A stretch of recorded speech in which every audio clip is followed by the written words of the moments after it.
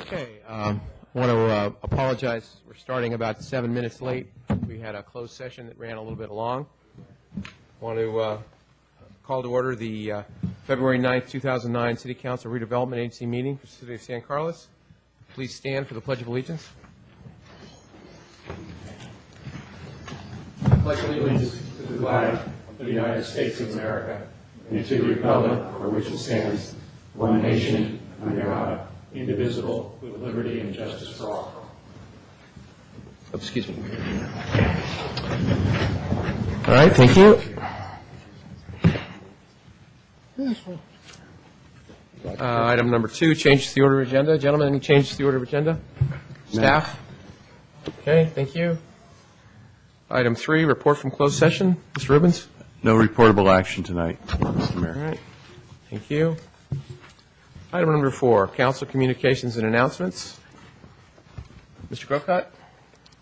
Thank you. Just a couple of items. I think we all received a email from Bernie about the restaurant issue in the downtown. Perhaps not. Some of us did, anyways.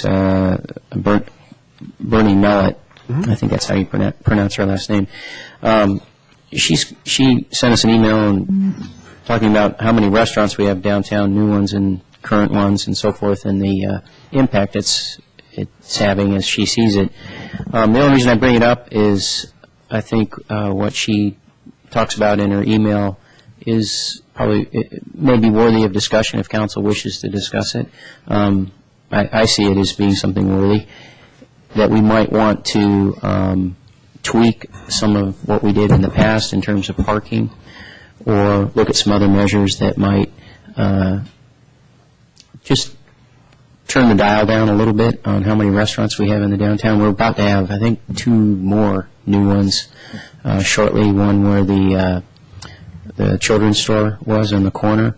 And I'm not saying it's a bad location, but there's going to be a new restaurant there, and there's another one that's planned at another location I can't think of right now. But anyways, she sent the email. She has a concern, and I think it's something that we could at least look at and discuss. Maybe we take no action, but we might want to look at some of those policies we did years ago that caused us to have so many restaurants, which, again, I don't want to be seen as saying that's a bad thing, but, sometimes you need to relook at things and make adjustments. So that's one item. And then just the second item, just for public disclosure, it's probably on our website, but there was an article in the paper that the renovation project, the synthetic turf, is the documents are there for public comment and to take a look at. So that's the Highlands Park project. Thank you. Mr. Grocott? Mr. Ahmad? Thank you, Mr. Mayor. Nothing tonight. Vice Mayor Royce? Nothing tonight either. Thank you. All right. Oh, I'm sorry. Mr. Lewis. I apologize. How could I miss you? Yes. You're wearing blue. That's why. Yeah. Thank you for noticing. No, nothing to update. Thanks. Okay. Thank you. And I have nothing tonight. Moving on to item 5, commissions and awards. 5A, consideration of reappointing Mark Green, Mark Lockenmeyer, and Scott Marsters to the Economic Development Advisory Commission with terms ending 1/30/2012. Mr. Mayor, members of the council, Christine Boland, City Clerk. Staff is recommending that you reappoint Mr. Green, Mr. Lockenmeyer, and Mr. Marsters to the Economic Development Advisory Commission for 3-year terms ending January 30th, 2012. Thank you. Any discussion on this matter? So moved. Moved by Mr. Lewis. I'll second that. Seconded by Vice Mayor Royce. Any more discussion? Seeing none, roll call, please. Councilmember Ahmad? Yes. Councilmember Grocott? Yes. Councilmember Lewis? Yes. Councilmember Royce? Yes. Mayor Grisilli? Yes.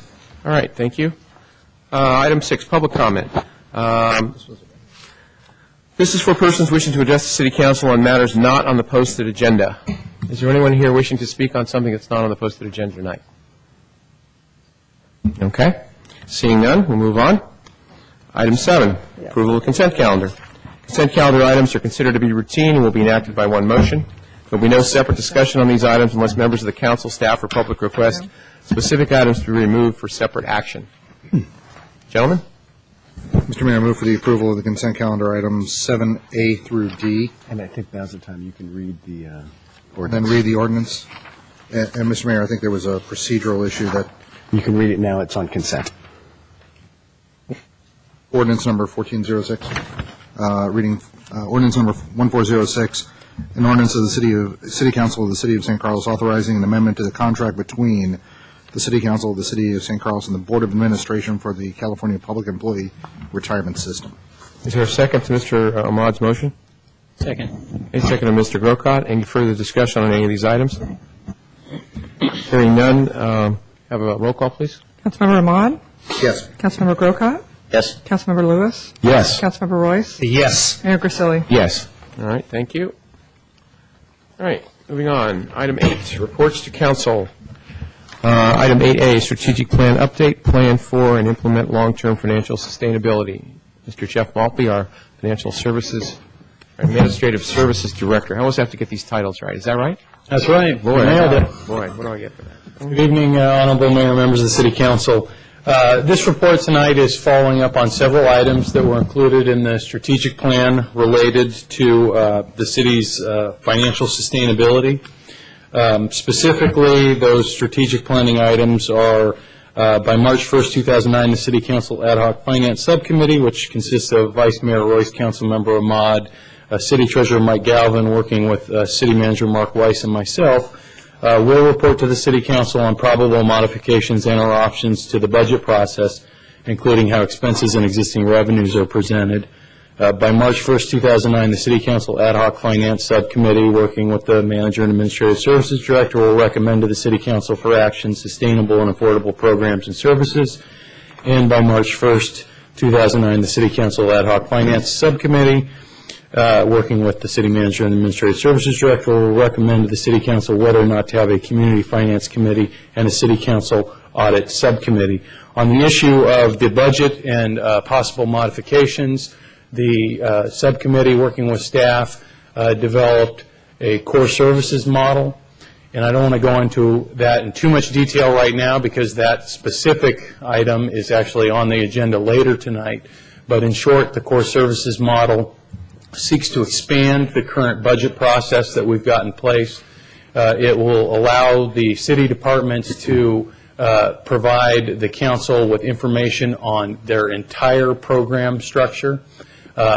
It won't include all the financial data, but it will give you an idea of what the programs are and how they rank in relationship to one another based on the criteria of the form that is heavily weighted to look at whether or not a service is mandated under some existing law or not, and then other criteria such as how is that program financed and what type of constituency does it serve and how wide a constituency and all those types of things, and are there other models to provide that service to the public.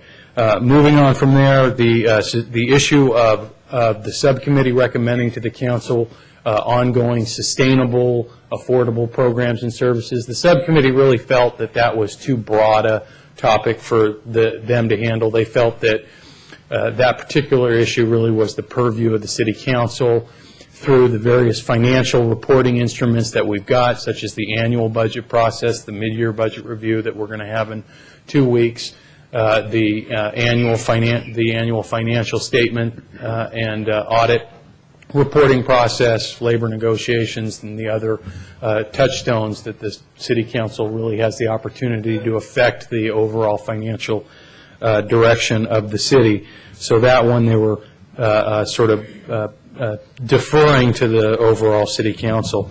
On the issue of developing a community finance committee or a council audit subcommittee, the ad hoc committee felt that they weren't inclined to recommend the creation of either one of those for a number of reasons. Probably primarily one of the most important reasons were timing issues.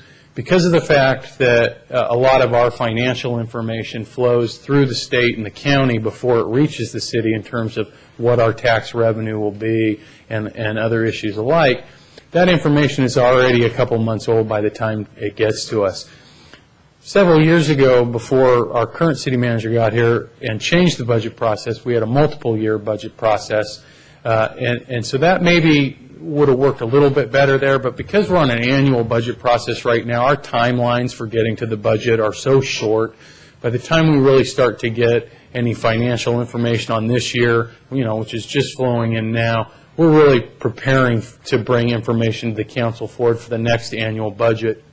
If we were to insert another committee, another public committee into that process, we would really struggle with the current staff level we've gotten, and even beyond just the staffing and cuts we've had, just being able to get all the necessary information to that committee, allowing them time to deal with it, and then bringing that forward to the council in a timely enough fashion to adopt an annual budget. The timelines are just very, very tight there. But the subcommittee didn't give up. They felt like there was benefit there for the council in additional information, and that led to the creation of the new quarterly financial reporting document that is also on the agenda later this evening. And so we'll get into a little more detail on that later. But they felt like that would be the opportunity for the staff to communicate with the council and the public on a more frequent basis about where we are at with the city's finances. And that would give the council, the public, the opportunity, or 4 more opportunities potentially over the course of the year, to hear about any anomalies or changes in the city's current finances versus what we were looking at per budget, and comment and provide direction to staff and the city council. So those are really the comments I've got as it relates to this item. I'm not sure if either one of the subcommittee members would care to comment. I don't believe the city treasurer is here tonight, is he? Mr. Royce or Mr. Ahmad, did you want to comment on any of the thing Mr. Malpe said? We will be talking about the quarterly report and the budget improvements later on the agenda items there. Yeah. Any questions from the other council members of Mr. Malpe? Yes, Mr. Grocott? I had one, and I had brought this up before and was thinking it might be discussed by the committee. And I think it was my idea was a little misunderstood. I brought up the idea of, on the fire side, we have 2 council members that sit on the fire board. And what I found from that experience, and I think the mayor has probably found the same thing, is, I know more about the fire department than really any other city department.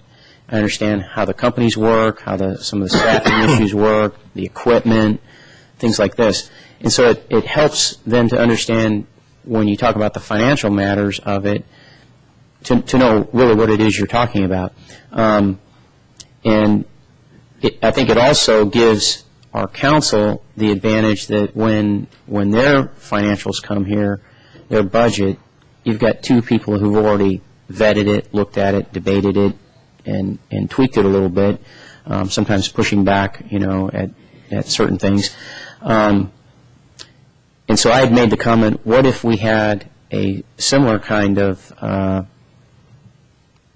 board, if you will, that deals with the police department, because that, those 2 combined are about, what I think, you can correct me if I'm wrong on the figure, but about 54% of our budget is police and fire. Yeah. And I think police, of that 54%, is even a bigger portion than fire is. So if we had 2, or I guess if you'd have to notice the meetings, if you had 3 council members that met, I don't know, even on a quarterly basis or something, and looked at the police department and looked at its operations and studied its budget and knew a little bit more about it. When I said I was misunderstood on the idea, I think the staff thought I was talking about a police commission, and I'm not. I'm talking more about I guess you could call it a finance committee that looks at the police department and, looks at its operations. I'd be willing to can we talk about would it be possible to talk about it at our retreat?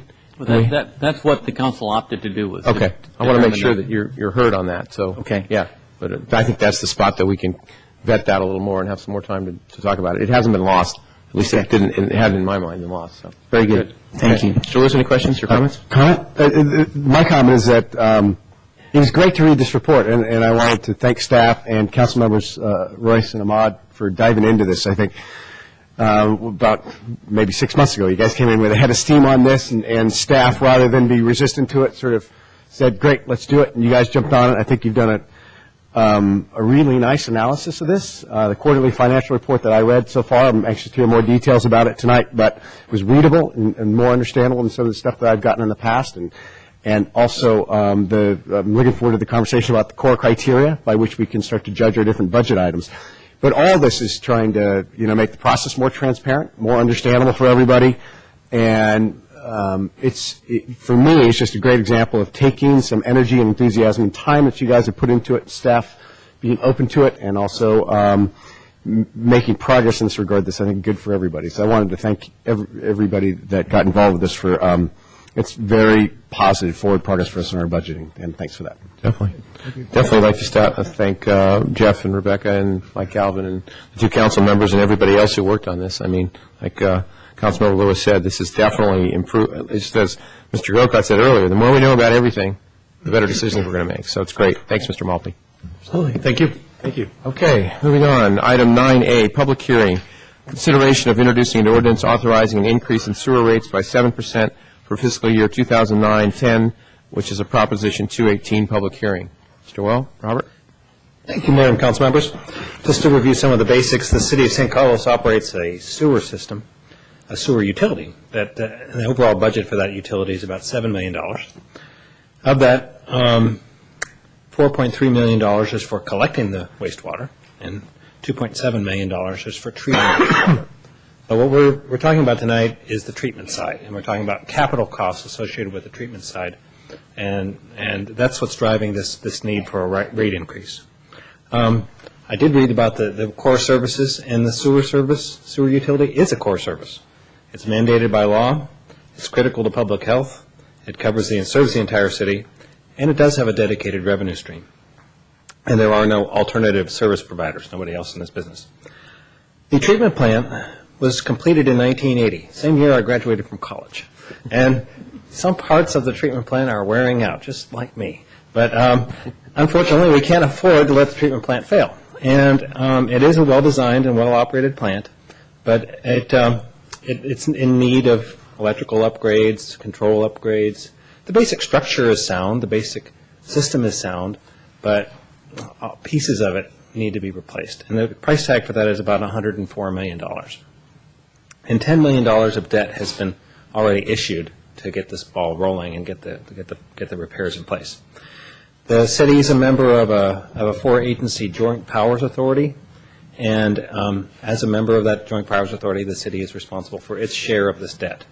And this proposed rate increase will provide the financing for San Carlos' share of a portion of the debt, $50 million, of which 10 has been issued so far. Now, additional rate increases may be needed in the future because there's that other $54 million of financing. There's also a big price tag not only on the treatment plant but on the pipes and pumps that get the wastewater to the treatment plant, the conveyance system it's called. And those costs haven't really been worked out yet. There's part of a master plan that's going on right now. And then the city's own collection system, while we've really addressed the day-to-day operations and the capital renewal of that, the collection system is falling short in its performance. And we do need to look at how that's performing. We're required by law to do a sanitary sewer management plan that's due by August 2009, and that will identify some of the shortcomings of our sewer collection system, and that will form the basis of possible rate increases in the future. So this rate increase is targeted just for fiscal year 2009-10, and then about the same time next year we'll probably be looking at this similar kind of issues. Now, there are a number of things that property owners can do to keep sewer costs down, to keep the sewers clean, to prevent spills and overflows, and to reduce costs. Something called fats, oils, and grease, or FOG, is a huge problem. People when they're cooking, if they put the fats, oils, and grease down the drain instead of putting them in a can and throwing that into solid waste, that clogs up their own sewer pipes and the city sewer pipes. And we have a much higher rate of sanitary sewer overflows than I would like to see, and also a high rate of sewer claims. So The Public Works Department is initiating an outreach effort to address this and other issues. We've got a card that's going out to each property owner that gets sewer service. What every homeowner needs to know about sewer system maintenance and preventing sewer backups. And inside of it will be a place with an insert that's specifically to San Carlos. This card comes from the Association of Bay Area Governments, and then we're going to customize it with specific information. We're also working on our website to get information out to the public, and we're working with the SBSA pollution prevention staff on things that people can do. So, of course, we've sent a lot of information out to the public in terms of the ballot for this measure, and City Clerk has received any protest ballots, and I'd like her to review the results of the protest election this time. Yes, Mr. Mayor, we've received 11 letters of protest in front of you tonight. Only 11. That would be out of our total number of customers is about 5,000. So, I'm sorry, about 10,000. Excuse me. And so we would recommend approval of the sewer rate increase at 7% for 2009 and 10, Mayor and council members, unless there are any further questions. Okay. Questions for Robert? I do. In the report, you talk about the pacing of increases and that this is a one-year increase, and that the reason we're doing 1 year is because it's difficult to know what pace of capital financing is going to be required for the project. So 2 questions. Well, I guess the primary one, though, is do we have any control? I mean, I know we're a member of the SBSA. So what control does San Carlos or the SBSA have over those capital financing requirements in the long run? I mean, are we always going to be slave to that decision of that body? I would say we have little control. It is decided by it's called the board. It's the commission of the Joint Powers Authority, of which one of you is appointed to that commission as Mayor Grisilli at this time. And so through the mayor, you do have some say, although San Carlos has a minority vote in that. It's weighted basically by population. And the other parties are Menlo Park, Redwood City, Belmont, and so we're a fairly small percentage. So, and also capital projects take a while to get underway. Yes. So do we have any estimate we know this year, but there's nothing to report about the following year or the year after that. Do we have any information on what the plans are for the following years and how that might affect our rates as well? Well, the SBSA Commission has authorized certain capital projects to go forward. Mm-hmm. And I've asked the SBSA staff to give me a financial summary of where we are on those, and I haven't seen that yet. I think, because if I'm not mistaken, it was a similar question I had before. It's just, what's the pacing of this stuff? It's just 1 year at a time. Yeah, some of this, to answer some of your question, some of it's also based on the financial situation of the country, because we have to be able to sell the bonds. So normally the SBSA has to be able to sell the bonds. Yes. So at one point, about 3 or 4 months ago, we were going to go on a certain pace. And because of the way the financial markets reacted in the last quarter of 2008 and are acting now, we're slowed down a bit. That doesn't mean we're not planning out. I don't have the exact thing, as Robert doesn't either. We have a meeting tomorrow morning. I'd be happy to get that list tomorrow, not tomorrow, Thursday morning we have a meeting at 8 o'clock. And I'll be happy to get that list if Robert doesn't get it before then and make sure it's available to the council, what the plan is today for what the timing of these things are. Marching forward at an uncertain pace. Yeah, unfortunately, yeah. Yeah, because obviously there's limits to how much we can and will approve as far as fees and rates. Right. Does the SBSA take that under consideration as they're approving? Yeah, and as you mentioned earlier, the key thing is we're doing lots and lots of planning now, lots and lots of planning, because you can't do it. It's a $350 million, the whole thing, this project. That's going to take over the next 10 to 15 years to do. So it's front-loaded. It was planned to be front-loaded in the first 5 or 6 years, a majority of that money, and then it sort of slides down. Okay. And so, but with the economic situation, that may be extended out relative to what we're going to do. So I'd love to be able to be specific on the answer. Unfortunately, it's very vague at this point because it's got a lot of moving parts. It's a dynamic equation, but any context for us would be great. I will Thursday morning make sure that I get something back so that all of us get an idea of what the plan today is of how we're going to do it. Thank you very much. One other point of information on that is that the economic stimulus program that's pending in Congress does provide additional financing for water and wastewater utilities. Now, it is in the form, rather than of grants, as the original plan was, it's in the form of low-interest loans. But I've talked to Dan Child, the SBSA general manager, and he's been very actively involved in looking at what financing opportunities there are there. And it does look promising in that the agency would be eligible for these state revolving fund loans, which are the ones to be receive financing through the economic stimulus package, where they were not eligible before. And that would, and the result of that would be to lower the financing costs and, of course, then the impact on the ratepayers. Thank you. Other questions? Ms. Grocott? Yeah, excuse me, one question I have is, I suppose these rates are based on a certain number of ratepayers. Yes. And, we have projects that could come online. Maybe this is already figured into it.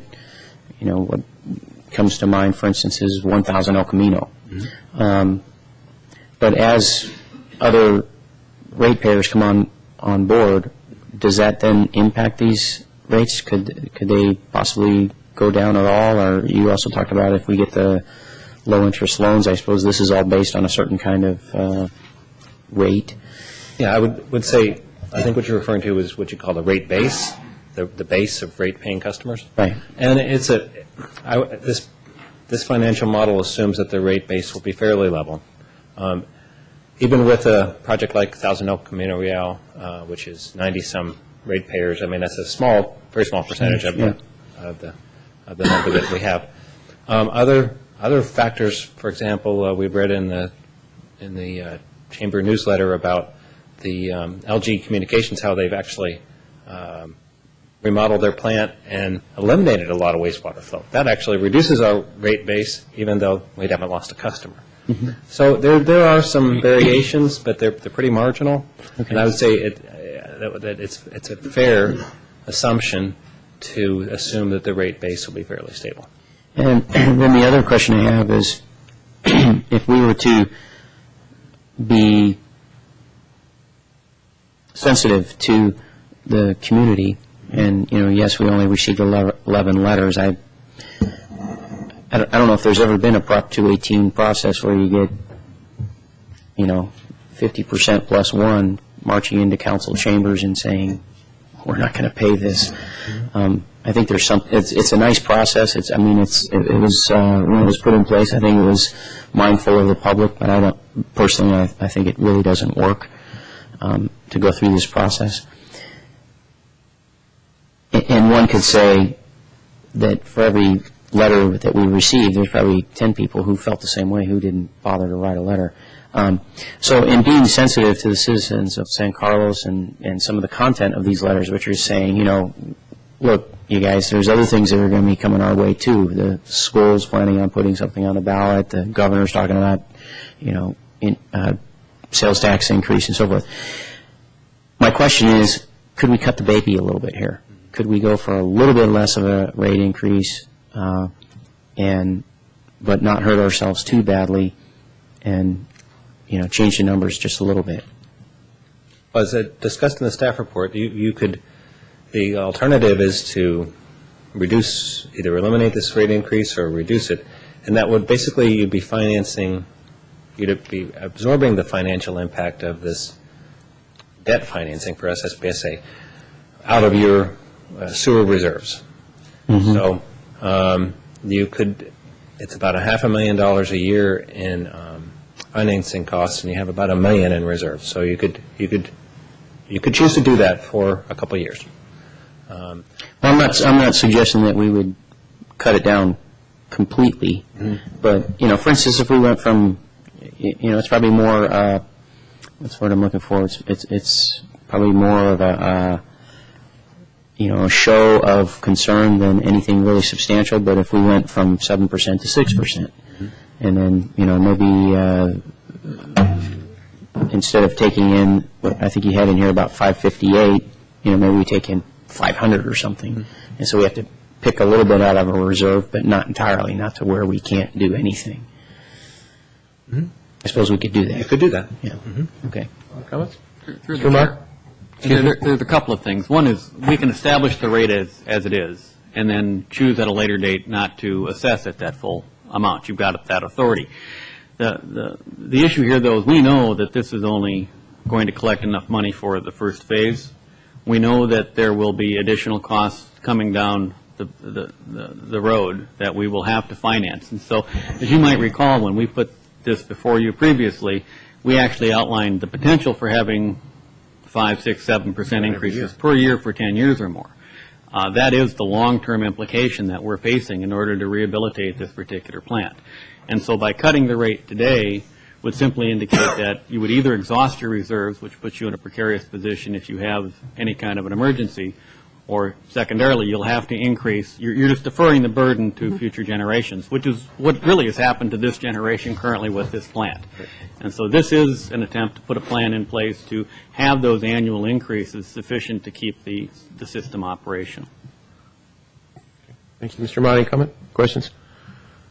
Mr. Mayor, I'm going to be in favor of the plan as proposed. I think there are a number of services we can talk about and a number of taxes and fees we can deal with trying to reduce, but I don't think anybody's going to get away from the fact that we got to flush. And if the toilets don't work for a day, we've got a riot on our hands. So the idea of depleting resources for what I would consider a truly mission-critical infrastructure, I really don't want to mess with that. We're still in the flood season. We're still in the rainy season. So the opportunities for things to go bad is high. Okay. So Thank you. Commissioner Royce, comments, questions? So my initial reading of the agenda item, 7% increase, $500 annual sewage rate, $35 appears reasonable. I know a new management team, Dan Giles, has taken over the operation there, and he's doing a great job, and he is new. But when I pulled my chair back and started thinking about sewage and waste, I think we council, and for dry waste, garbage and recycling, we've put a lot of effort in the city, and the people have done a great effort. A lot of communication, outreach, recycling, diversion rates, doing what we think how we could drive the cost down and still do what environmentally is best for Earth, and that's where all the recycling comes in. When I look, short term, 7%, yeah. Long term, this is $300 million. Our portion's about 15%, $45 million investment, not expense. It's a capital investment for a very, very important product, sewage. However, it's a big number, $45 million, and I just really want. And Mr. Childs came a couple of months ago. I was hoping that he would be here tonight. We have a 2-page report. It's well done, but when I think about the paper and the visits and the tours that we do for our dry waste, I'd like to see more with our wet waste regarding information and data. I'd like to see benchmarking. I'd like to see what other cities around the country are paying for rates. I'd like to see a much more of a plan when it's ready for the capital improvements and how it's going to infect our citizens long-term over the next 10 years for sewage rates. And then you get into the last part of my comments. I don't know what this brochure. I was really glad to see that there's an outreach program to communicate, because as a kid, I do remember changing an oil in my car. I won't admit where I put that oil, but you could imagine. Now we need to be careful where we put oil. And like you say, for grease, I hear rice is bad. Having taken a tour of the facility, I hear floss really raises heck with some of the pumps and so forth there. There's been some communication U.S.-wide on pills, medications, and so forth. But very interesting, just one example to show you how we need to work together and do more thinking about wet waste is what we're doing for our dry waste. We have a program starting called Food Scraps. And if I was to ask and walk around and knock on doors and ask if you have a garbage disposal and what you put down it, and 6 months from now ask you, why are you putting anything down your garbage disposal? Most things that go in your sink should probably go in food scraps and be recycled, along with greenery, which is what we're trying to do with our city. And so putting grapefruit rinds or other things down the sink, or I hear there's an amazing number of items that go down the county jail on what goes down their toilets when they flush. I do really think we need to just do more planning. I'd like to see more data. I'd like to get more people that really know the business of what should go down our drains and our toilets to come and talk to us so that we could have a very good long-term plan that is cost-efficient and environmentally sound. And up to yesterday, I haven't seen that. As of today, you had a brochure, excellent, but let's do more for the good of the globe and the good of our city. I agree entirely. The sanitary sewer management plan that I mentioned is a state requirement, and it's kind of making all sanitary sewer operators, whether they be colleges even or jails, manage their system and get the word out to the public on what they should do. And if you could pass on to Mr. Childs, before any other rate approvals, I'd like to see, in fact, I would request a much more longer-term plan that we could communicate to our citizens for rates. I'll go pass that on. All right, this is a public hearing. Is there anyone from the public wishing to speak tonight? Okay, seeing none, do I have a motion to close the public hearing? Move to close the public hearing. Second. Been moved and seconded to close the public hearing. All those in favor? Aye. Aye. Aye. Mr. Grocott? All Aye. those against, or? Sorry. Aye, okay. Aye. Thank you. All right, Mr. Rubens, how am I doing so far? Perfect. Perfect, great. He only asks when he's doing it right. Yeah, I only asked when I'm doing it right. Degree of difficulty Okay, 2.0. very good. I'll see what. Okay, the alternatives available to City Council approve the first reading of the ordinance to increase sewer rates in the city of San Carlos. Assume that's the next step we take? Is there a motion to approve that? Mr. Mayor, I move for the approval of ordinance number, Introduction. introduction of ordinance number, 1408. ordinance of the City Council of the City of San Carlos amending Section 13.08.250 of the Municipal Code, sewer service charges and fees. Is there a second? I second. Okay, moved and seconded to introduce ordinance number 1408. Any more discussion on this item? Hearing none. Ms. Boland? Councilmember Ahmad? Yes. Councilmember Grocott? Yes. Councilmember Lewis? Yes. Councilmember Royce? Yes. Mayor Grisilli? Yes. Thank you. Okay, moving on. Item 10, unfinished business. Item 10A, consideration and selection of development partner for potential development of Wheeler Plaza, generally bounded by Walnut, Cherry, San Carlos Avenue, and Laurel Streets. This is continued from February 12, 2009. Is there a staff report? Or not report, but sort of a staff Recap. You had a chance to look at it. Just for the record, not that Mr. Ahmad couldn't say it, but Mr. Ahmad was not present for this, but he reviewed the tapes and is up to speed on all of this. So thank you. Good evening, Honorable Mayor, members of the City Council. The selection of a development partner to develop with the City of San Carlos at Wheeler Plaza is an early step in a renewed effort that started in the late 90s. And as you know, a selection committee was formed earlier this year and opted to recommend a much higher level of public review for this development team interview process. And that was due to the high profile nature of this process and also to be transparent. And usually this is a process where staff would make the recommendation to the City Council. So following a rigorous process, the selection committee recommended that the City Council do the interviews of the two development teams, and that happened on January 26th. So at that meeting, the City Council interviewed the two development candidates, and they were Intercore and Silverstone Communities. And also, these two development teams answered questions at that meeting. And I'd like to point out that and I think it's really important to note that this evening's proceedings are not about the selection of a project or a set of design plans. None of that has been developed at this point. There's no design plans or drawings done at this point. Tonight's proceedings are simply to select this development partner, to partner with the city on the early stages of this process. So it's very, very early in the process. Now, if a development team is selected, staff would bring back an exclusive right to negotiate to the city council at a later date. And following that, the city staff and the development team would engage the community on a very rigorous community and collaborative outreach program. We would talk to property owners and businesses and the chambers of commerce and the rest of the community about this before it went anywhere.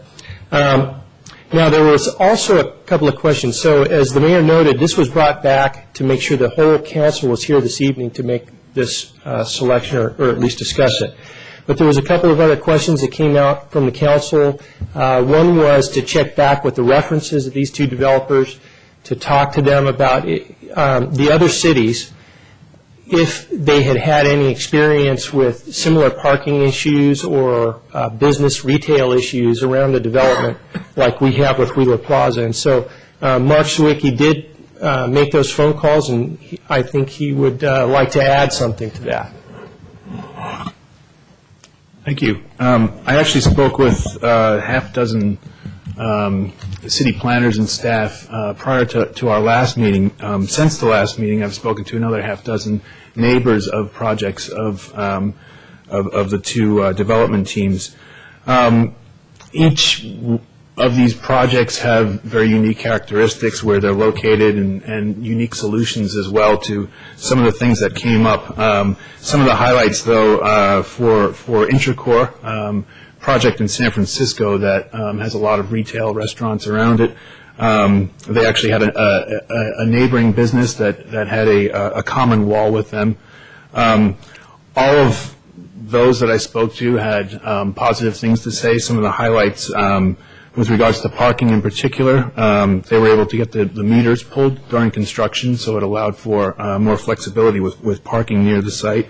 They used the alleyway next to the building for their laydown, so it didn't disrupt a lot of the through streets. For Silverstone, I spoke to a neighbor of the project, said that business was fine throughout. They couldn't have been more accommodating. They had a concern about noise early in the morning. This was actually a hotel next door. They spoke to them about it, and they started later. Another was a situation where there was a neighboring development that had a sound wall and a 4-foot setback from the property. The developer could have taken down that wall and built right up 4 feet closer. They chose to instead give that property back to the neighbors and keep the sound wall. So again, very accommodating all across the board. Those were the remarks that I got, including some which said, it's going to be disruptive. You have to understand that. There's no way that you can have a development next door without there being some disruption. But in both cases with both developers, they had glowing remarks about how they were accommodating. That was their MO, as one of them remarked. Okay, thank you. And so with that, it's recommended that you deliberate about the selection of a final selection of one of the two development candidates this evening, and then, if so, suggest that we go back and prepare an exclusive right to negotiate to deliver to you at a future meeting. And that concludes the staff report. Thank you. Any questions of staff? Okay, this is not a public hearing, but I do have a speaker card. So, and if anyone else is wanting to speak on this item, Robert Stafford.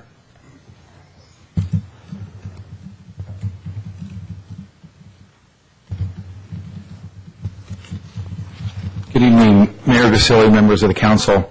I think tonight presents a tremendous opportunity to start to come up with an equation of what does it mean to have a sustainable community. Wheeler Plaza exemplifies this opportunity more so than any other spot. When you look at what does it mean to have a sustainable community, strong schools, a safe town, well-maintained. What does that require? A tax base. Where are we going to get the tax base from in an era where everything's shrinking? We can't count on the feds, the states, or the county. We have to look inward, and we have to look at Wheeler Plaza really as part of the solution. When you look at the viral changes that are taking place in our community, from a Hummer on Laurel Street to a smart car a few years later, this is where things are going. What type of developments bring the community together? Transit-oriented developments do. They have a very strong tax base, a low use on schools, in fact, almost negligible. The infrastructure is set up for the development, and it really attracts folks who are going to the paradigm shift of looking at transportation not as the anomaly, but as an integral part of our life. For this demographic, it's truly cool not to commute. When you look at the city's efforts to really bring clarity and transparency to the development process, I think we can look to the good job that the GPAC committee is doing to date. From my perspective, we're actually downzoning at a time when we should be doing the opposite. But I think we can look at the city's goals and interests with the GPAC guidelines and get to our goal of a sustainable community. I urge the council and the community to consider the context of the challenges we have today with the limited ability we have to influence our tax base. Wheeler Plaza was named after Ed Wheeler, who was a police chief, fire chief. Imagine that. He played both roles at the same time. He lived just one block from here. What would he say today to a community that's pulling one way or the other, or would we say we can pull together on this? I think this is really our time to pull together, and I encourage you folks to look at really the highest density that Wheeler will support that's sensitive to the community. Thank you. Thank you, Stephen. Is there anyone else wishing to speak on this item? All right. Gentlemen, we have to pick somebody. We don't have to pick anybody. We can do whatever we want. So, Mr. Ahmad, you ready to go? I am. I did want to thank the rest of the council for waiting up for me. So I did go through the tapes and had a couple of things I wanted to bring up. First of all, in looking at the previous packet, I wanted to bring out this one sentence about project rationale. It says, Wheeler Plaza presents a unique catalyst opportunity for the continuing success and resiliency of downtown. Through mixed-use development, there is a potential to add new life to the area while maintaining the character and integrity of the downtown. I think that is a critical portion to say that maintaining the integrity of downtown. This may sound oblique, but I do want to stress this point. I spent several years working in an emergency room and got pretty good at sutures. And still remember there was this one med student fell after, I think, having a few too many beers, cut himself in the face, and it was my turn to do sutures. So I sewed up his face. The next week, a 6-year-old girl had an issue where she fell on her bicycle, had the same kind of cut. It was my turn to suture, and the doctor on call said, nope, we're going to get somebody from plastics in.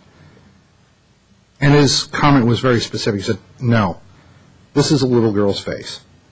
This is really important. We don't mess with something like that. Laurel Street is not an economic engine for San Carlos, but we've got to look at it as a little girl's face. This is the face of San Carlos, and it's something that we want to take extreme care to protect. I heard terms of density and setbacks. What can we do for green buildings? What can we do for open space? Look for additional funding sources. I think a term that I want to clearly use if we look at a project here is the term elegant, because it's one word that an engineer will understand. If you tell an engineer you want something beautiful, it goes over their head. But if you say elegant, oh, now I understand what you're saying. There will likely be some impacts for people who will be around the area during construction. I think it's in everybody's interest to minimize it. In listening to the discussions from the two groups, it is clear that they are both eminently qualified and have the financial backing to do so. The thing that I'll go ahead and state a preference. I did like Intracorp. If I look in their first page of their report, it sort of struck a theme that I heard throughout. When Intercorp begins a project, we always start with a visioning meeting, comma, a discussion with the community. The success of this project depends on community involvement and making certain that the issues are heard from the community. I think I got the notion that they understood the word partner, and I feel comfortable moving forward with this. To summarize, I think this could be an incredibly exciting project for San Carlos. I would love to see it move forward, and I'll go ahead and put my support behind Intercorp. Okay, thank you. Mr. Grocott? Well, I guess, I would like to have some discussion from the council. And I purposely did not ask this of staff. I want to ask council members because I think it's important. And I think it's important for us to speak to the community about what it is we have in mind here. Usually when these processes get started, they become like a snowball. And the question of no project is out the window. So that's usually how it happens.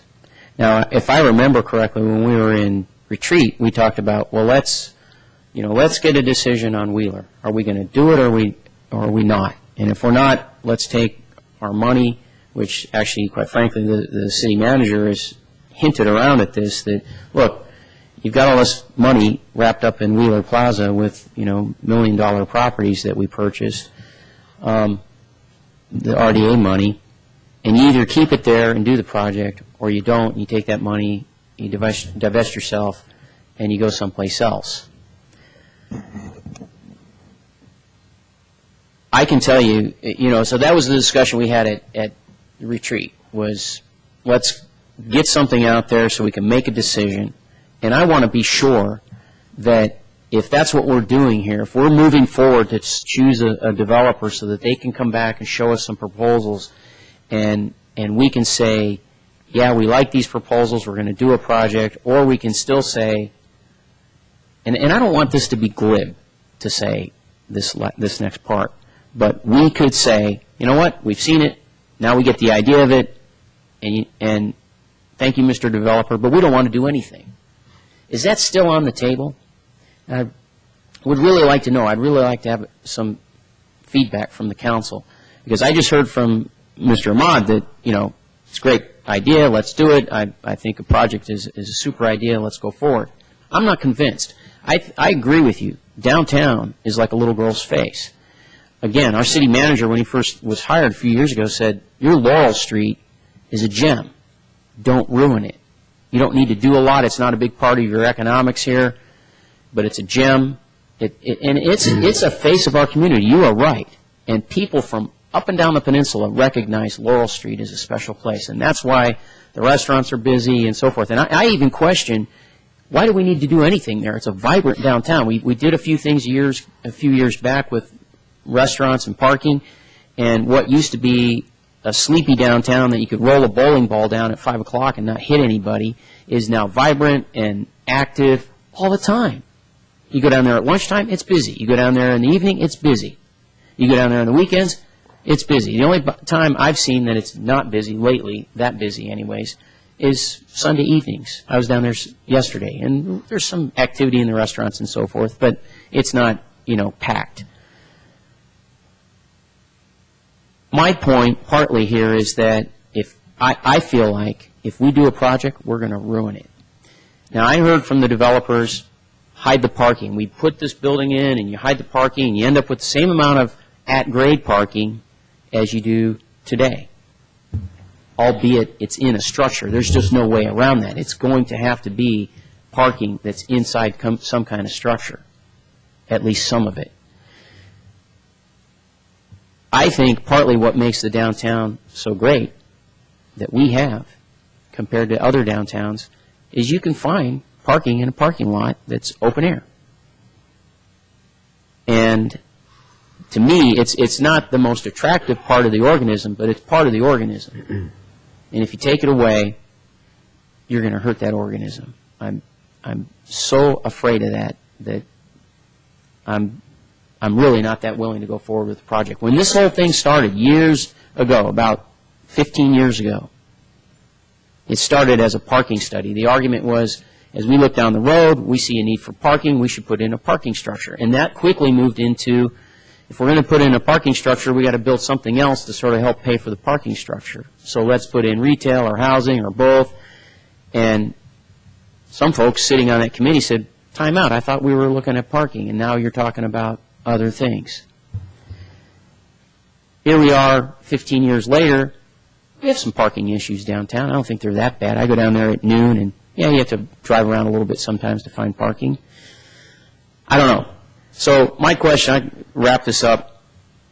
What are we doing? If we choose somebody, does that mean, and if we vote to choose somebody, if I vote to choose somebody, does that mean I'm on board for a project? Or does it mean we go through the process, we get some proposals, and maybe one of the proposals is no project at all? Just like you do, when you get the environmental impact reports, it says there's project, there's a mitigated project, or, a downplayed project which impacts the environment a little less, or there's no project at all. What are we doing? Because I want to know before I vote or make a choice. Okay. To the chair. Here I am again. She said, who are the chair? How am I doing? How am I doing? We're going to have, if and when we eventually get to an agreement with somebody, we're going to have a full environmental impact report where we're going to have on this project. Is that correct? Well, or some kind of environmental impact There will report. be an environmental review of the project. Okay. The extent of that I can't tell you. At this Right, time. because we don't know whether it's going to be scoped or whatever, but there will be an environmental review. Sorry, Yeah. Mr. Mayor, I know there will be. No, I know that, but I'm just making the point Right. that just because I'm trying to, again, sort of answer your question, at least in my opinion, and I'm looking to staff if I'm saying it wrong. All we're doing here is taking the first step. We're not approving any project. We're not approving that we're even going to have a project. We might deal with the developer and the staff, and the developer and staff may come to at odds right away and go, this isn't going to work. They may want 160 units.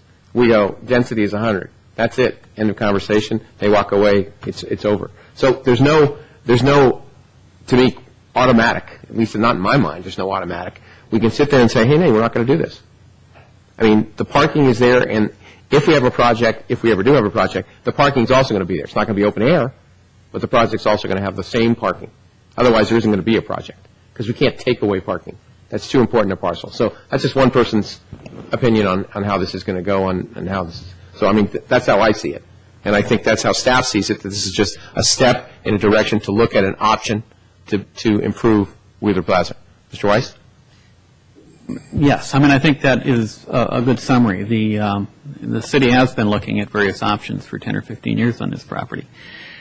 And certainly there is the thought that the project has some value. I would agree with the council members' comments that Laurel Street is, has a charm, has a value to the community, and yet I think that vibrance that you find with Laurel Street is a product of the improvements that have been made by generations that preceded us, with Pacific Hacienda, with the improvements to Laurel Street, with the library, with the youth center, with the various, the grade separation. These were all projects that our predecessors saw value. There was certainly opposition in the community, but they were projects that were approved by the community ultimately after thorough discussion that led to the community that you have today with the energy and the vibrance.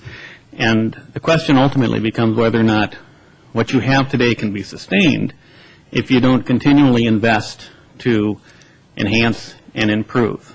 If you just rest upon your laurels and take no actions to make improvements to the area, will it still have that same kind of vibrancy, or will it be passed by communities on either side of you that have made that kind of an investment into the community? So those are issues that I think the council needs to undertake. Certainly what we're asking you tonight is to simply pick a partner that you would formulate plans with. There's no obligation from the action that you take tonight to approve a project. Certainly you might get to a point and say, well, if it's going to require 160 units in order to get what we want out of it, we don't want to go down that path. You certainly have that option to do that at a later date. But getting to the council member's point, if you know at this juncture that no housing units are acceptable or 50 or 60 units maybe are not acceptable to you, you may not want to go down this path. I mean, if no development is acceptable to you, if no investment into that community or into that project area is acceptable to the council, then there's no need to go through this process. We have some sense from the last 10 or 15 years of study and review. We have some sense as to the parameters. You've heard it from the various people that made proposals on this site. And if you know at this juncture that none of those concepts are going to be acceptable to you at the end of the day, then yeah, we're wasting our time here. Okay. Appreciate it. Okay. Mr. Lewis? Well, I guess a couple of, and has the chamber weighed in on the idea of a Wheeler Plaza development, by the way? I don't know that the chamber, as an entity, certainly we've had communications with the chamber. There have been questions raised that, in correspondence actually, that's been submitted to us raising a series of questions. And so they're certainly aware. The CEO of the, albeit I think she submitted her correspondence as an individual, not as an actual chamber rep, but we certainly have had dialogue and communication with them in terms of questions and concerns that they have about the project moving forward, things that we need to address. But I don't believe that they've taken a formal position, yea or nay, on the project as a whole. Right. You know, for where I understand we are in the process, just to go to your point, is that, you know, tonight this is about choosing, this is a request for proposal, so we're trying to request a company that can come back with a proposal that's going to be acceptable to council and acceptable to the public. It hasn't gone through any public vetting process at this point. And of course, we're not going to move forward without extensive public input, trying to get an idea for the public's interest in this. I think it's incumbent upon us to sort of embrace the change that we see as good for the future of the community. And, you know, I happen to think that this is a change that is for the good of the future of the community. Now, I won't go so far as to use Councilmember Ahmad's oblique reference to your medical history or performance, but I will say that there's not a soul that lives in this town that doesn't relate to the village feel of San Carlos and doesn't love that. And I think all of us, in proceeding at all, have a similar sense of caution that you have with change, and we don't want to mess with that feel. On the other hand, I also believe with the public speaker tonight, Mr. Stafford, in talking about there is some paradigm shifting that needs to be done in order to be sort of responsibly grow. And I think this project can be one of them. It is transit-oriented development. It is a good, I think, for condominium living near downtown. I think it's a good, the LEED certification, both these firms, as far as the possibility of being a green project, are both really positive. And I think, I also think there is room for expansion on Laurel Street to the south as well. That could be more vibrant and create even greater atmosphere than we have today. So for me personally, I would like to see something happen with Wheeler Plaza. I think it would be good for retail. I think it would be good for community for us. And I think it can be good for the housing community as well. As to tonight's particular decision, I mean, I think we have two really good companies here. Here's a couple of things. I'm interested in council bounce back and discussion, maybe not just all individual comment and vote, just how we see it. I thought both were good presentations. Here's just, you know, to give a certain prism on these not the presentations, but the proposals, just to think about, and I'll be interested where everybody comes in on this. The Silverstone communities roughed out around 110 to 120 units. The Intercorp, I think, said 135 to 165 units in the proposal. I think that when I asked the folks from Intercorp about that, they did say there's flexibility there, just there's some price point differences and so forth, and they'd work with the community on that. I would say, again, at a glance, the team from Silverstone has done more small town development, medium-sized San Carlos-sized town developments. On the one hand, that's a potential strength in working with local downtown members and councils and a public like the San Carlos public, so they may have a little bit more experience in moving projects along like that. On the other hand, with Intracorp, although they've worked in larger cities, they may not have that same experience, but there's perhaps a little bit, the architectural design seemed to have a greater breadth to it. And I personally feel that a lot of our communities are starting to look an awful lot alike with some of the architecture and so forth. So I feel like Intracorp has some pretty interesting designs, and they also have a very effective team. But I think there's maybe a hair less experience in smaller communities, and a little bit different sense of design and architecture. But I think they're both really strong. So I'm sort of curious to hear what other council members feel about some of the presentations, if there's another prism that I hadn't thought of. But I think we're in pretty good shape with either. And again, just to emphasize, next step is a proposal, and start to hear some of the community's feedback on this. And, we're ultimately agents of what we think is positive change for the community and for the city, and so continue to listen to that. And going forward, we'll have a lot to do with that, but I'm personally interested in it. Thank you, Councilmember Lewis. Vice Mayor Royce? Yeah. So the mayor and I, of course, were part of the interview team of talking to all 12 of the developers. What was interesting is one of the developers, just without even interviewing or talking to them, just going through the material and seeing examples of work that they've done, I had ranked number one. The other one here this evening, I ranked in the middle of the pack. However, Silverstone, who was in the middle of the pack, jumped to the platform during the interview. I think John and his team did an exceptional job. And like other council members have talked about, we have two exceptional firms that will be able to do a great brainstorming and potential of what we could do if we want to in our city. A couple of features that lead me to Intercorp as still my number one are these reasons. One, and it may not be fair, but there is a much closer understanding of our city, and part of that is the experience of the team. They were more prepared on not only Wheeler, but the adjacent areas of Wheeler and other businesses. But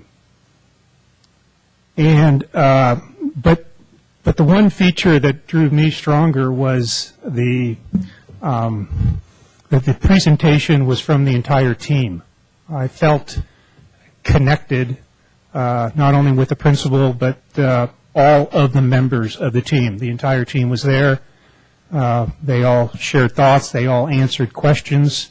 So communication was really important to me, and I felt that I can communicate with the team, with the entire team, and that was pretty important. And the other feature, in looking at Silverstone, and again, I'll speak highly of both of these firms, but the only part that was a concern in either of these two, but it hit with Silverstone, I'm sorry to say, was some of the design work of examples of buildings that they've done. One is within our town, one is in an adjacent city, Redwood City. But a very important thing, I think Councilmember Grocott talked about it in our first discussion, was the setbacks and so forth. And I think that is going to be very important based on experience in the city.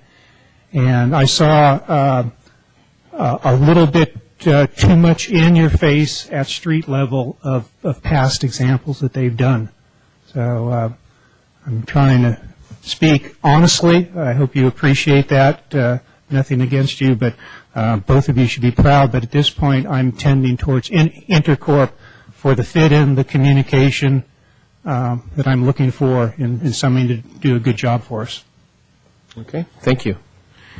And to prove that beauty is in the eye of the beholder,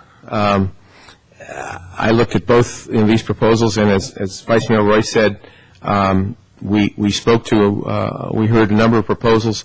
We had some terrific interviews with the developers, and we narrowed it down to these two. That was a consensus of the committee.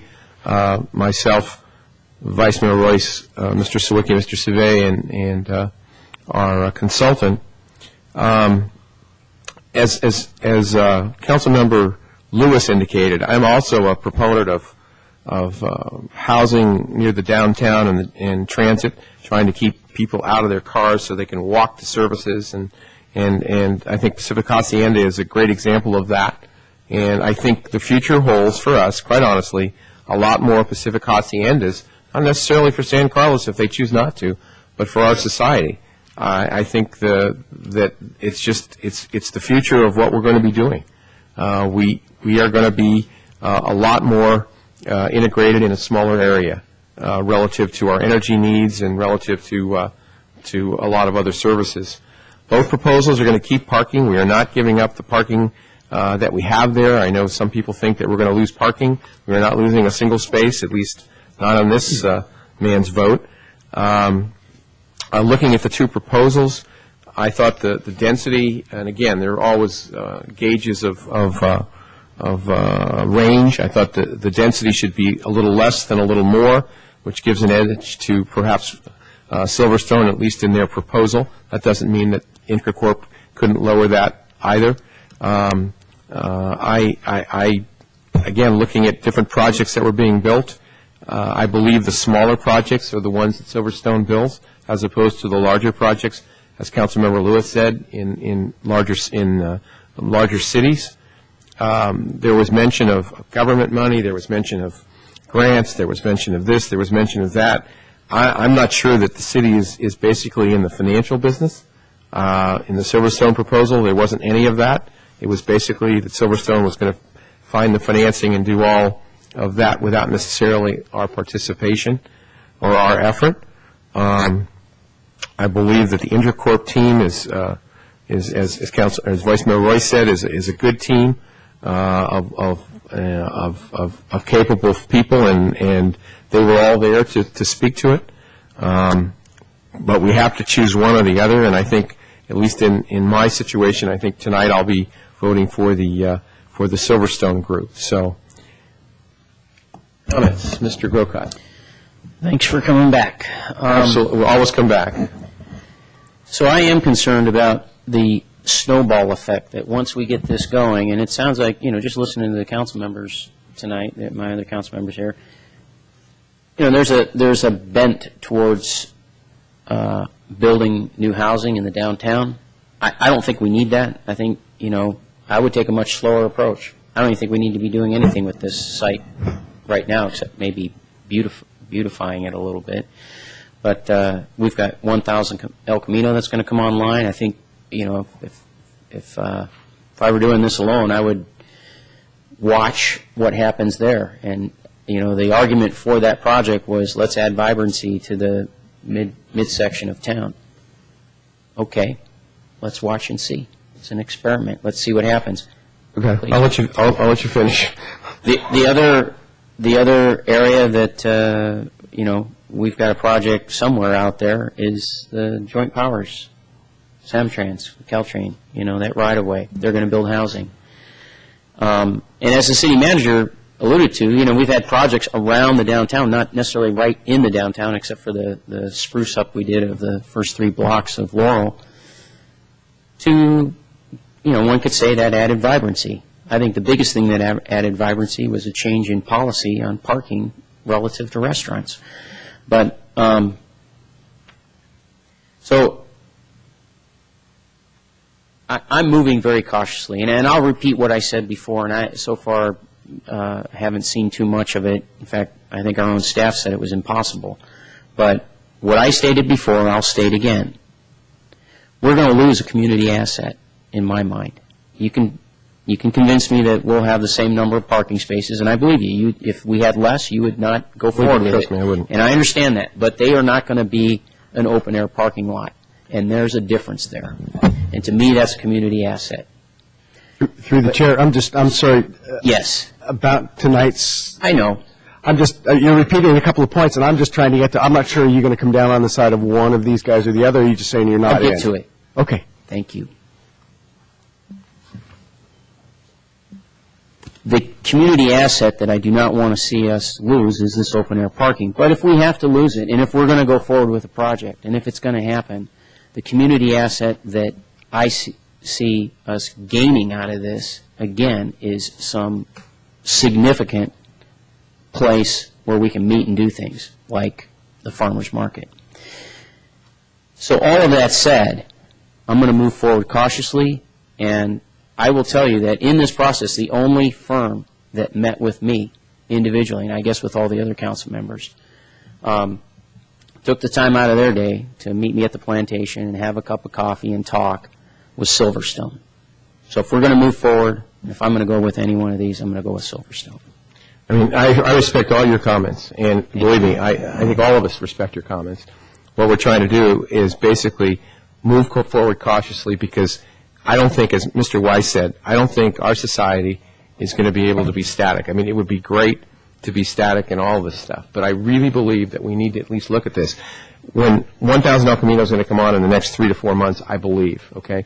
This project, even if we started today, would be at least 2 to 3 years away, Mr. Savay, at least 3 years away, I would think.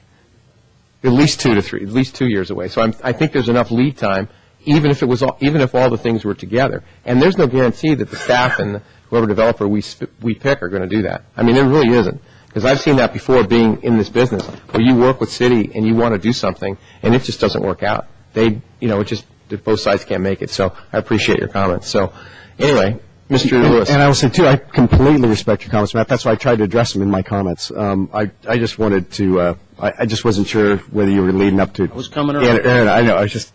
Okay, so I apologize for that. I would, because it sounds like we've got a couple for Silverstone and a couple for, Mayor Griselli, you brought up the financing element. That was one other thing that I did want to mention. I did think that in the Silverstone group that they had, that there was self-financing. It didn't seem like the city was going to be it was a little stronger in the financing aspect of things. And given the current credit market, I think that's another criteria that speaks on behalf of Silverstone. Okay, well, gentlemen, if we have some consensus, I need a motion to want for one or the other to see if it has the necessary, and we need 3 votes, Mr. Rubens, for this? Okay? All right. Correct. All right, is there a motion for one company or the other? Mr. Mayor, I'll move for the approval of Intercorp. Okay, is there a second to that? I'll second that. Okay, it's been moved and seconded for Intercorp. Any further discussion on this? Mr. Mayor, there was a question, and again, I was watching things remotely, but, and I would like to get just the general thoughts from the dais. My feeling was that Silverstone had, to some extent, a standard product and a standard size that they tended to build. And so when I was looking at them, my question was, could they really think out of the box, or was their box about that size? That's a point of hesitation for me in Silverstone. I was curious if there's other remarks. In terms of the question whether they can think out of the box, I think both firms, from what I see, can think out of the box. And certainly staff is there to help them to think out of the box, too. So I think that both firms are equally balanced in that way. Yeah, good teams. I think, Mr. Savay, you've made a great point. Again, we're looking at this, we're going to pick one, but it's a partnership here, and staff is going to weigh in extremely heavily on how this is going to look and what it's going to look like if it ever comes to fruition. So I think it's not just, well, here's what we do, and this is it, this is good luck, and that's it. So Understood. Whichever one. Okay. So there's a motion on the floor for Intercorp. We have second. Any more discussion on this? Okay, I'll call for a roll call, please. Councilmember Ahmad? Yes. Councilmember Grocott? No. Councilmember Lewis? No. Councilmember Royce? Yes. Mayor Grisilli? No. Apparently that motion fails. Do I hear another motion? I'll make a motion to forget the language for Silverstone Communities. Okay. Second. All right, it's been moved and seconded to have Silverstone Communities begin discussion with the City of San Carlos on a possible development at Wheeler Plaza. Any further discussion? Okay, hearing none. Ms. Boland?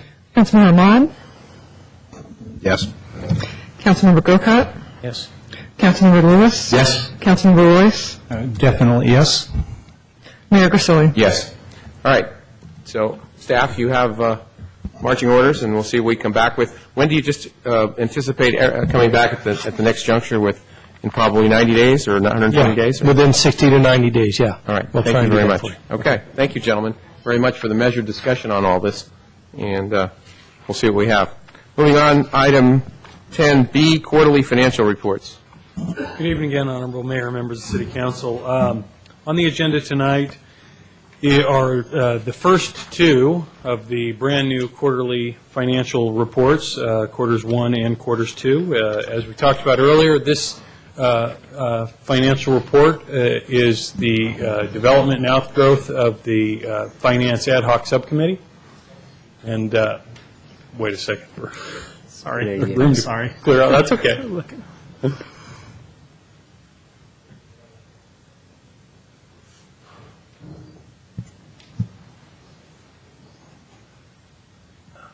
Taking a 30-second break here while we... It's the largest contingent. I didn't realize I was here for that item. Okay, we'll get going again.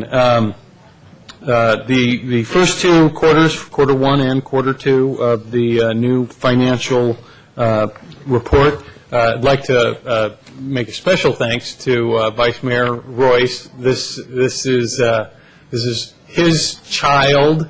Rebecca Mendenhall, the city's finance officer, and I helped bring it to life, but the vision here was clearly from the vice mayor.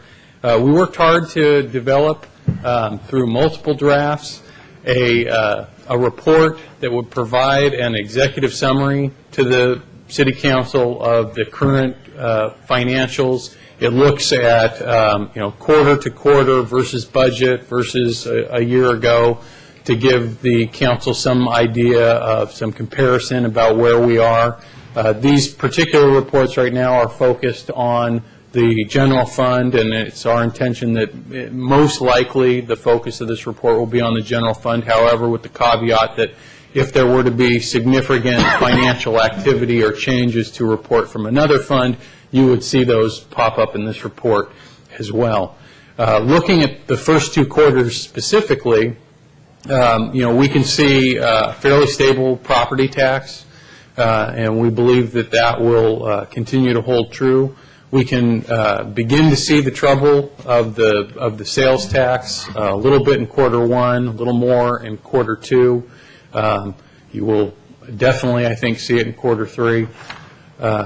Report showing us coming in under budget by a few $100,000 in sales tax. In terms of the other categories, we look relatively stable, but there are some areas of concern. TOT, which you'll hear more about at the mid-year budget, which is in the other revenues. We have recent data, even newer than the second quarter report coming out in a couple of days. That'll be reflected in the third quarter report, although you will hear about it in more detail in a couple of weeks at the mid-year. These reports really are designed to help you track, where we're at versus budget versus a year ago, what those anomalies are, and whether or not to provide any direction or begin discussion on making some changes early on. Our hope is that this will help develop your understanding of the city's finances, help provide 4 new touchstone opportunities in the year to raise questions to staff or talk with your colleagues on the council about the data, about where we are and what it means, and to possibly redirect and those kinds of things. It's really my take on the report. I'm sure Vice Mayor Royce would like to add something about the report. Yeah, if I could just, a couple of requests. It would be one is, since this is the first time we've looked at the report as a group here, our intent, of course, is to focus 80-20, 80% on the format, the report itself, maybe 20% on the content, the financial analysis, analyzing deviations and so forth.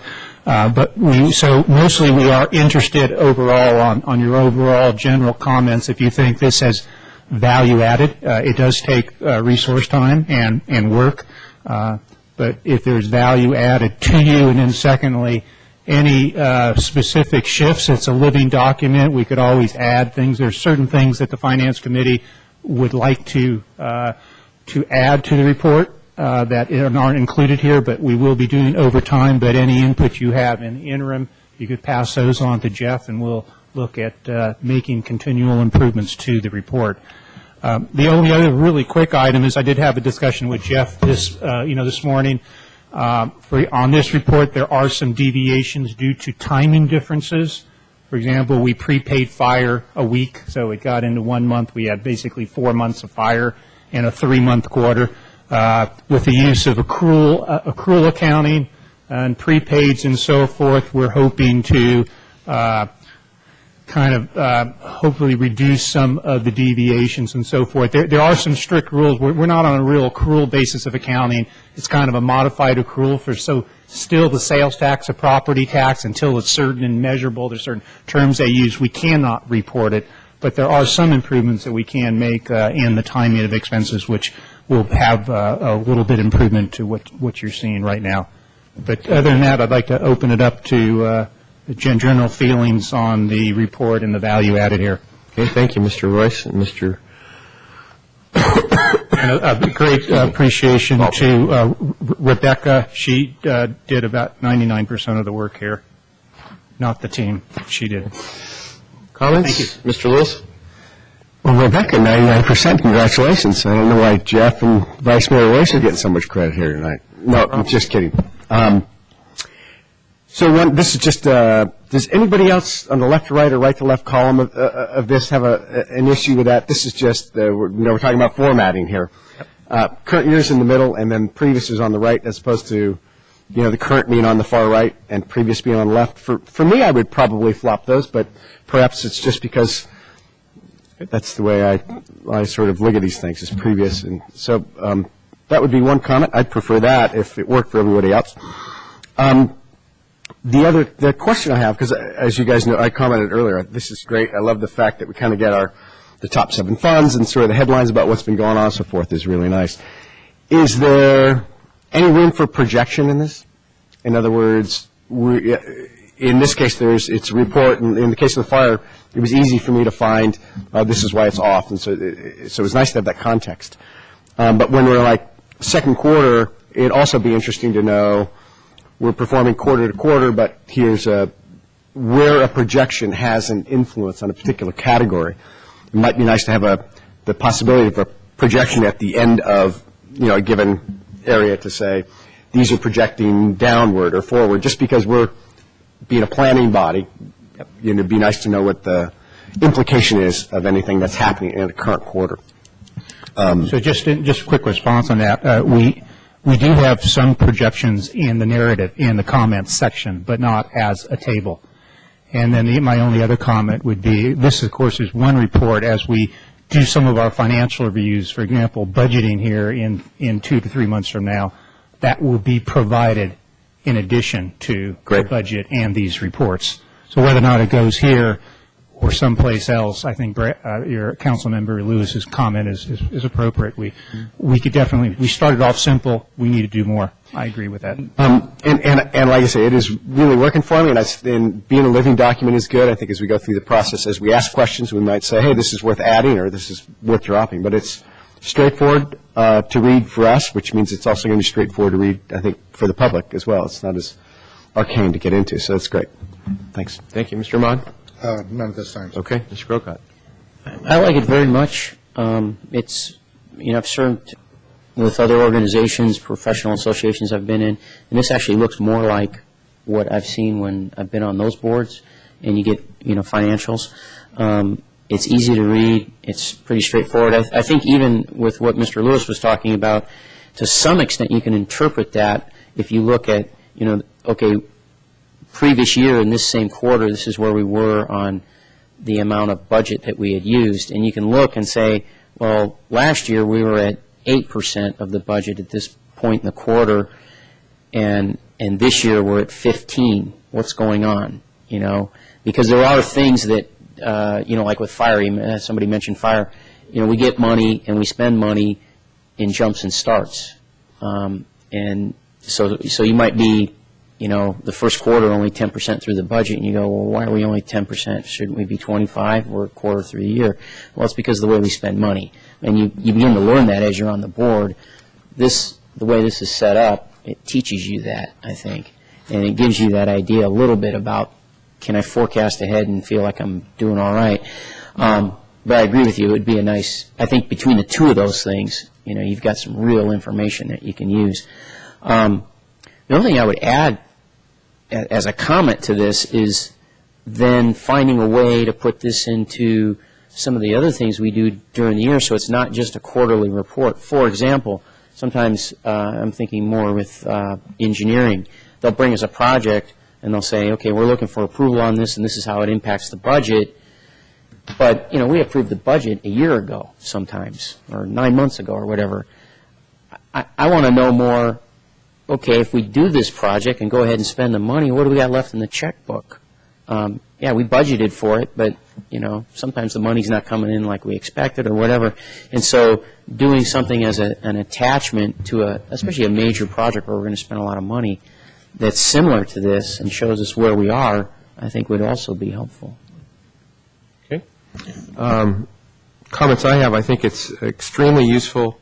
I appreciate the consolidation so that each of these sections only have at the most 6 or 7 lines, because I think more lines make it just absolutely unreadable in a lot of financials that I've read. I think it's the big picture. I think the percentages give you a feel. You can, it's pretty easy. First quarter, 25, 50. Again, not all these go in that section, but the bigger ones sort of do. Secondly, the information, it's key. I mean, this is the best part of it, the information below, the bullet points. That's perfect. So why is this? Well, the bullet points explains it to me. And again, we're looking at big dollars here. If it's off 100,000 or 50,000, I don't really care. I do care if it's off 2 or 3 million, and this is the big picture, and that's what I think we need to get. So I really appreciate all the work that Rebecca did, and also the work that Randy and Jeff did, and anybody else that helped. But I honestly, you give a financial report to a financial person, and sometimes it's deadly. But I really, really think that this, in a big picture thing, is really, really a great idea, especially those bullet points. That's fabulous. So, all right. Do we need what else do we need here? We need a motion. I'm sorry. And if I could just close, this is the first time in the city's 83 years that we now are reporting in K dollars. K dollars. Good. Not dollars. See, what do we need? Do we need a accept the first and second? Yeah. We need to accept the first and second quarter quarterly financial reports. Do I hear a motion? So moved. So moved by Mr. Ahmad. Is there a second? Second. Lots of seconds. So Christine, could pick on that one. Councilmember Ahmad? Yes. Councilmember Grocott? Yes. Councilmember Lewis? Yes. Councilmember Royce? Yes. Mayor Grisilli? Yes. Okay. All right. B2I or 2 or whatever it is. Discussion and identification of core services and new reporting format. The core services evaluation forms that are attached are being recommended by staff for approval. We're also recommending that the council provide direction to the city manager to include those approved forms in the city's budget process. As we talked about earlier, the current strategic plan asked the council ad hoc finance committee to take a look at the budget process and see what might be done to modify it based on a whole number of issues that the council had regarding the budget process and how useful they felt it was and what its strengths were and its weaknesses were, and to find a way to augment it. And the subcommittee spent a lot of time talking about, what might be done, all the various options and what those options, strengths and weaknesses might be, because, I don't think anybody yet has invented the perfect budget process anywhere. So they all come with their strengths and weaknesses in terms of trying to predict and project the expenditures and the revenues of the city into the future, and to try to prioritize the services that the organization is providing the community. And through our discussions, Councilmember Ahmad came up with, looked into his past as he's likely to do, and hopefully not his medical past. But if this is going to go on to another story, there's a medical reference involved. And I'll let him tell the story today. But and he suggested, or not tell the story. He only gets one story a night. Yeah. And he suggested this model, brought it back to the committee. The committee talked about it, tweaked it, sent it out for testing. with the building division to give it a little practical run through, and came up with this model. And in fact, there are two forms, and I'll touch a little bit in just a minute on the second form. The primary form's purpose is to help evaluate the programs that the city is currently offering, and to help rank them so that you've got sort of a uniform set of data on all the programs. Is program A mandated? Is program B mandated?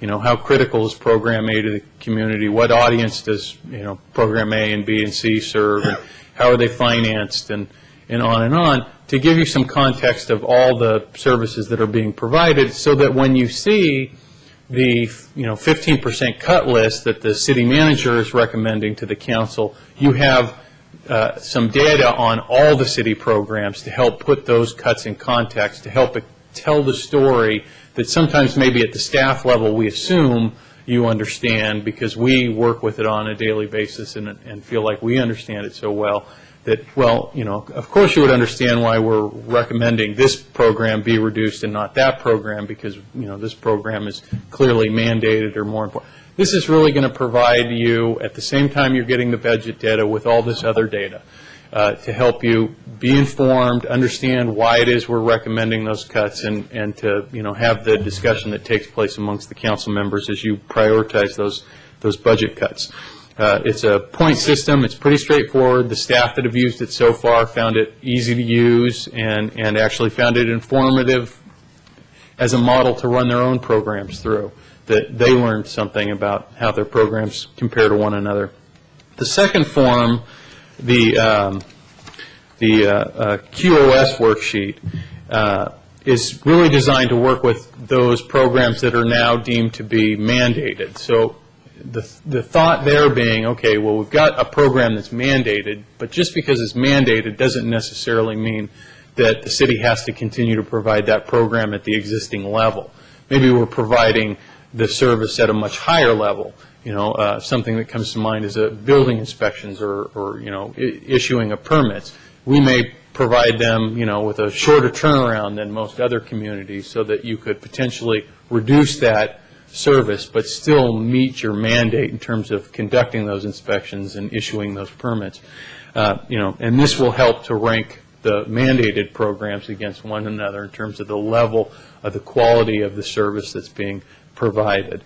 That's really my interpretation of the forms. I don't know if the council member or the vice mayor would like to add anything, but that's my report.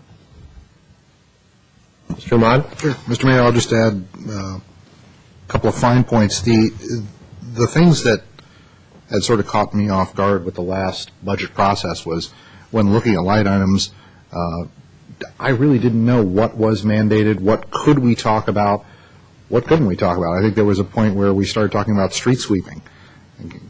Saw the budget go up and was like, well, it's mandated. No, guess what? I got a gun to my head. I think there's going to be an interesting number, and I'm willing to put a wager out there that probably north of 60% of our budget is completely mandated, that we don't have any discretion over whether we can do the program or not, but we could start to talk about quality of service. In terms of going through the scoring system, what I wanted to do was give enough points to mandated such that it is very clear this is a mandated program. Let's look at that a little differently. If it's not mandated by law, then let's start to really evaluate how is it being delivered, how critical is it, does it have competition, and what sort of involvement does the city have. The one thing that may be confusing when we talk about audience goes from 5 to 1, the entire city, every man, woman, and child, that's a 5. 3 was an interesting number, and the concept we had discussed a program, I can't remember which one, but it was addressing an audience of specifically special needs folks who really didn't have any other place to go. Then I said, okay, that's at least intent-wise was the notion of a population with unique needs. Shut-in seniors, maybe a population with unique needs, something of that nature. In terms of financial, if there's dedicated or revenue neutral, we could figure out how that works. Otherwise, is there 100% investment? That should get different points. Just moving very quickly to the quality of service, it really just asks a couple of questions that you would give maximum points to. Guys, we absolutely set the standard for the rest of the world. They all want to be us.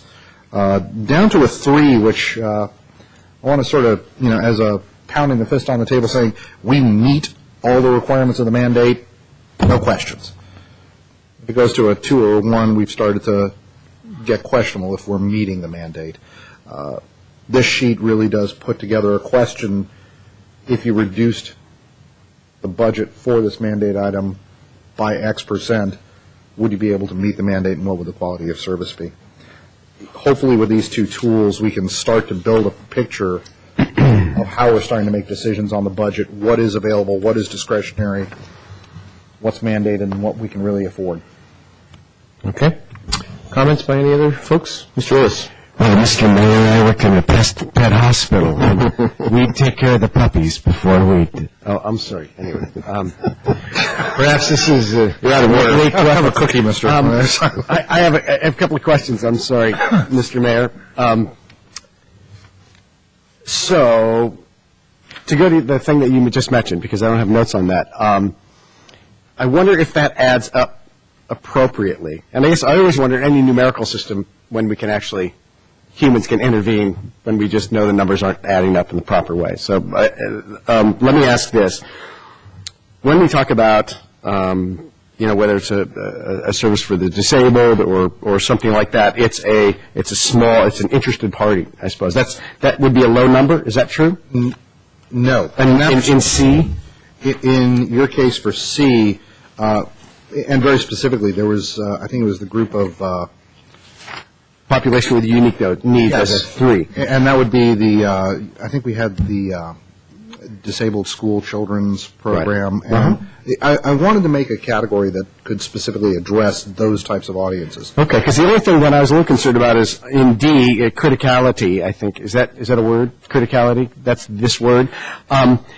It's adds to the quality of life and great service to offer were kind of low.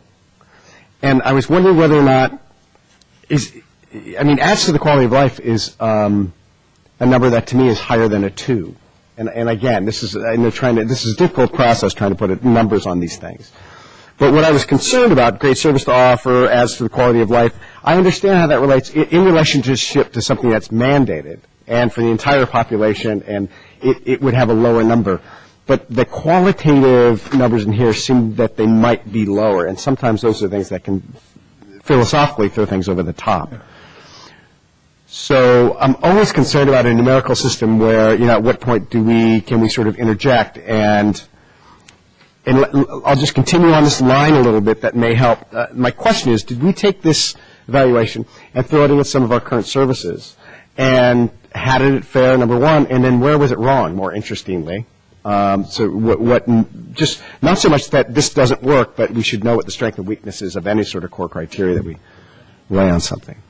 So, well, we did test this out on all the services of the building division. That's the extent to which this has been tested so far. I think it's important for the council to look at this as a pilot program this year. It said it was tested. It didn't say the result. That's the the result for the building official found that it was a good assessment tool of his impression of his programs and services.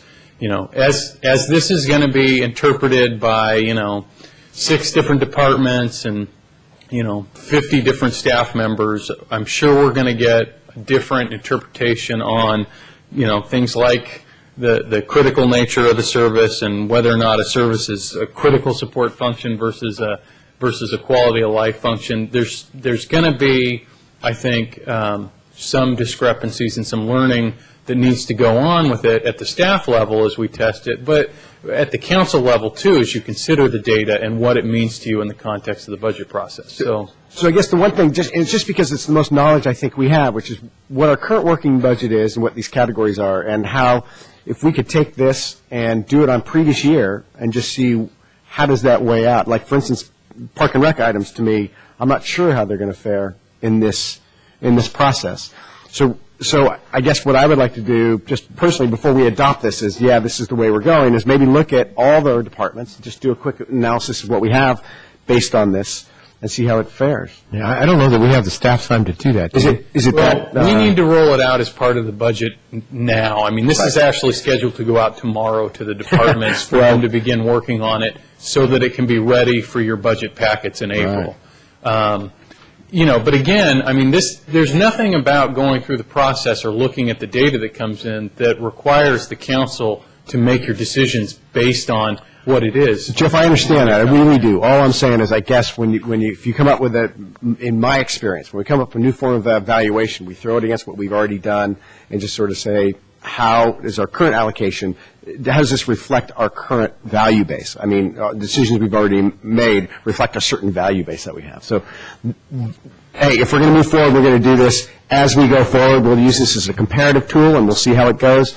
I get that. I was just thought we'd vet it more completely first, but if we're running with it, I'll certainly support this, and I think it's a good shot at it. I really do.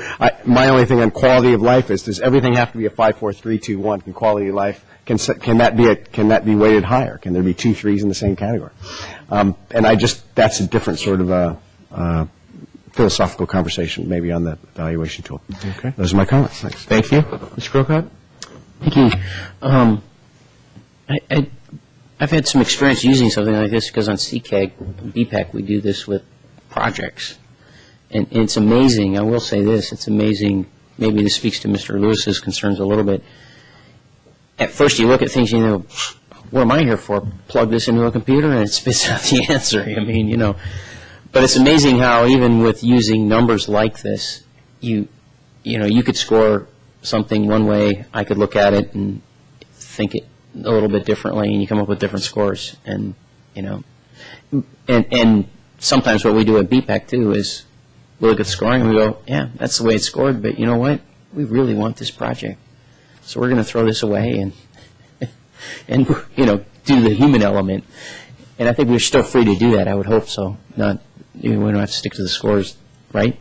Yeah, there's no obligation to stick to the scoring. It's really a document designed to help the council. Yeah, and you may find that it groups certain programs into a category where you feel that, hey, those programs are rated too low. Not only are we not going to make that decision, but let's modify the tool now in this area for next year where we have these backwards. These need to be flipped so that it gives us our priorities as we see them. So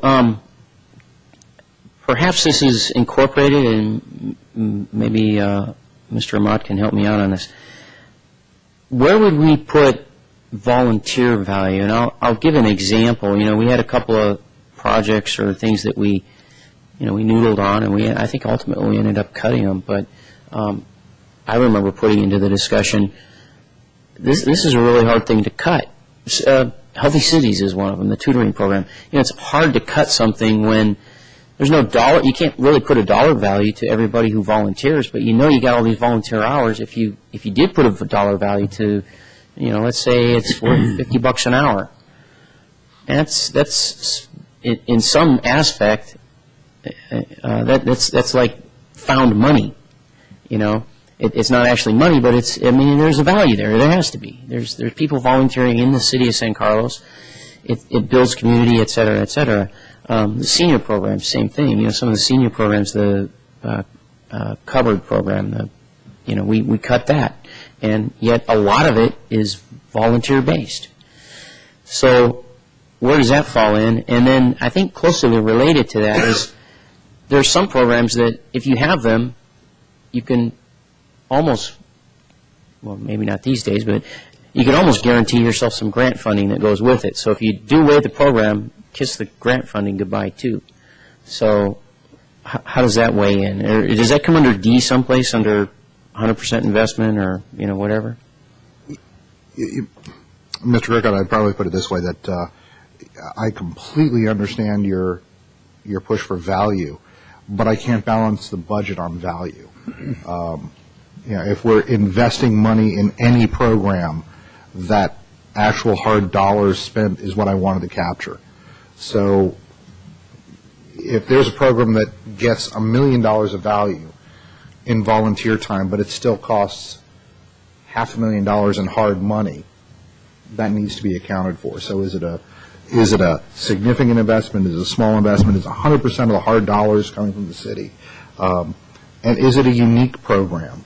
Is it, this is the only program of its kind in the city, and the only way it's going to perform is through city involvement, or are there dozens of programs like it, and we have a redundant program? So I think all those parts are shades to get us to a question of the real value will come in the political process of what we decide.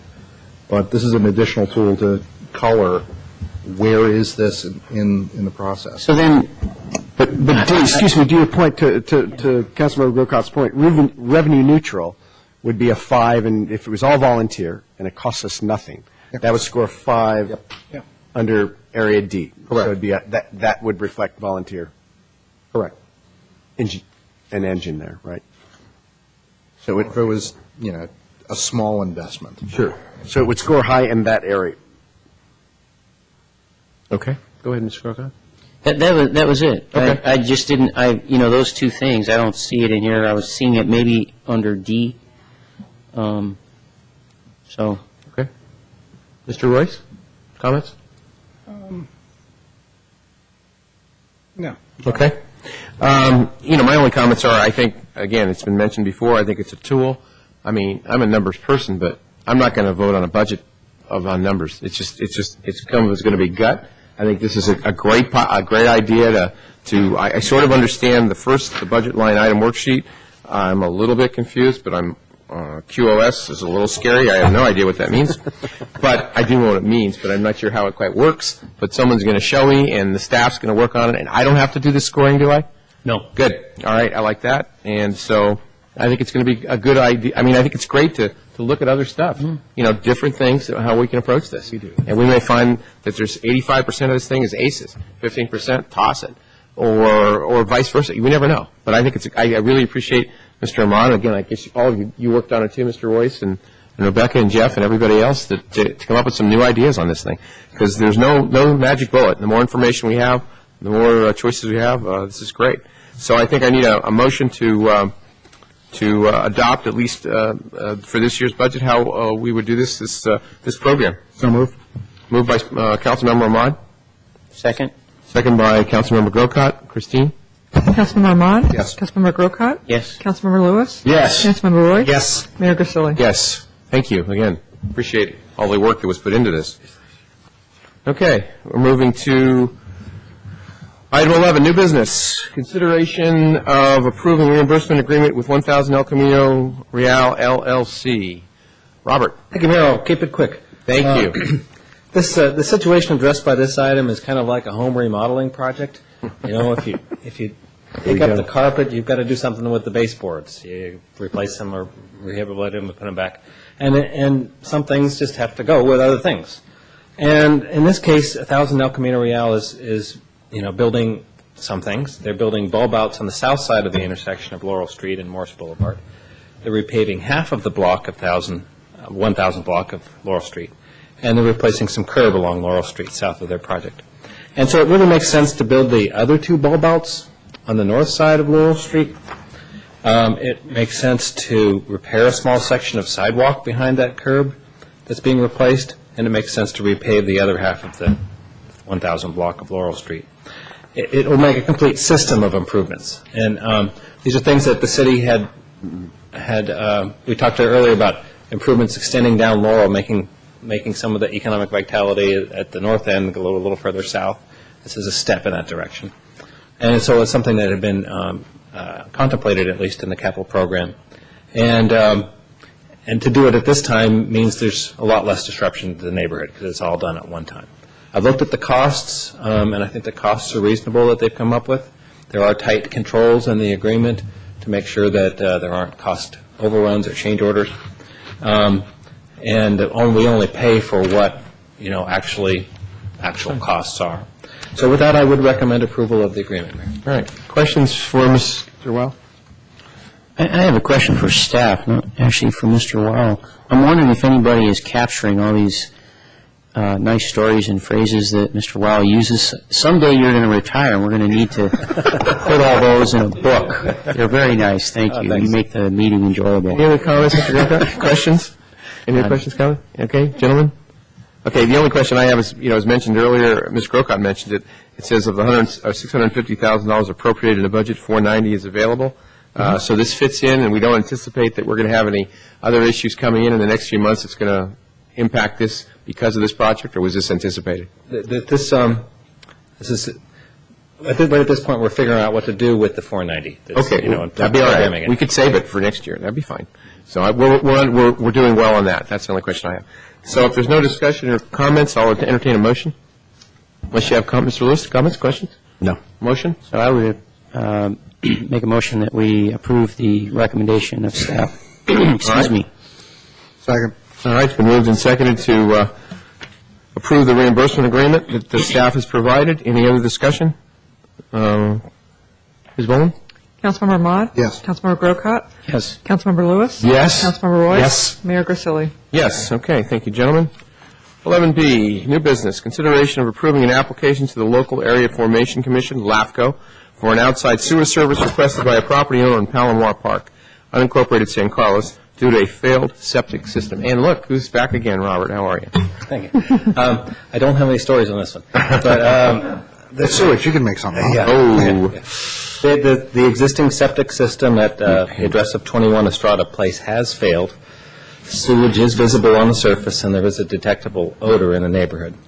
Maybe that's why I don't have a story. And because there's a public sewer system within 200 feet of this address, the Uniform Plumbing Code does not allow it to be repaired.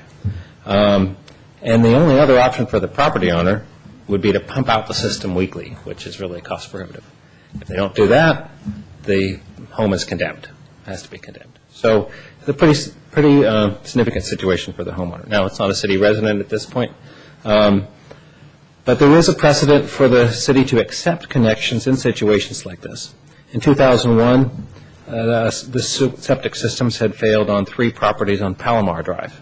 And similarly, the properties were not found to be suitable for annexation at that time because they were not contiguous. And in that case, a sewer main was extended from the Scenic Heights County Sanitation District for those properties so they could obtain City of San Carlos sewer service. And a similar process was followed in that an application was made to LAFCO and an agreement was put in place for outside sewer service. The staff has gone through this. Planning and Public Works and the city attorney have reviewed the current annexation and outside sewer services policies and practices. And the staff report lists the applicable general plan policies and discusses how they support the proposed action, and I won't go into detail on those. But, Mayor, if the council does wish to take the recommended action, I need to point out that there is a resolution in the packet. It got kind of buried in the item. It's right behind the map. That's in attachment 1. And the appropriate action would be to adopt this resolution. It's a resolution of application of the City Council of the City of San Carlos requesting the Local Agency Formation Commission approval for extension of sewer service outside jurisdictional boundaries pursuant to Government Code Section 56-133. Okay. And I would recommend approval of that. Questions for Robert? I have a question. It says there needs to be no other on-site disposable system feasible. Why wouldn't there be some other area on the site for feasible? Well, typically these properties, new septic. Typically, these properties have they're laid out to where there's really only one area for a septic field, and there's a septic field there. So because of slope and topography, and usually there's not another option. So this current septic can't be excavated, taken out, and a new one put in and replaced? Well, of course, the plumbing code would prohibit that. Would prohibit it from being repaired or replaced? I think also replaced, yeah. Seems odd to me. The second question I had is, if we connect, does that begin a cascade of other properties in the county now saying, oh, now we're within 200 feet, and then we're within 200 feet, and next thing you know, well, Jed's a millionaire? Well, one safeguard against that is that public sewer main is not being extended. There would be a private sewer main extended to this house. So there won't be anybody else connecting to the sewer main. I see, so that doesn't extend our 200 Yeah, feet, right. that then could be connected onto. Okay. Other questions? I'm just curious, looking at the map, and it's probably a detail you didn't necessarily want to go into, but when you look at the map, it looks like we have to go through someone's property to connect up. Yes, the person with the failing septic system at 21 Estrada has bought an easement through the neighbor's property. Very good. Okay, thank you. And this is all a work that's going to be paid for by the owner of 21 Estrada? Yes, that's correct. So there's no cost, all the reimbursements, all the permits, all the time we spend, it's all paid back to the city? That's correct. Okay. Any other discussion on this item? I would move approval of what is it we're calling this? Recommendation or resolution authorizing an application to LAFCO. Need a number on that, Christine? Number 5, 2009-5, 2009-5. 9-5. Anything else you need? No. Okay, there it is. I'll second that. All right, it's been moved and seconded. Any further discussion on this item? All right, hearing none. Christine? Councilmember Ahmad? Yes. Councilmember Grocott? Yes. Councilmember Lewis? Yes. Councilmember Royce? Yes. Mayor Grisilli? Yes. Okay, seeing nothing else on the agenda, declare this meeting adjourned. 9:10.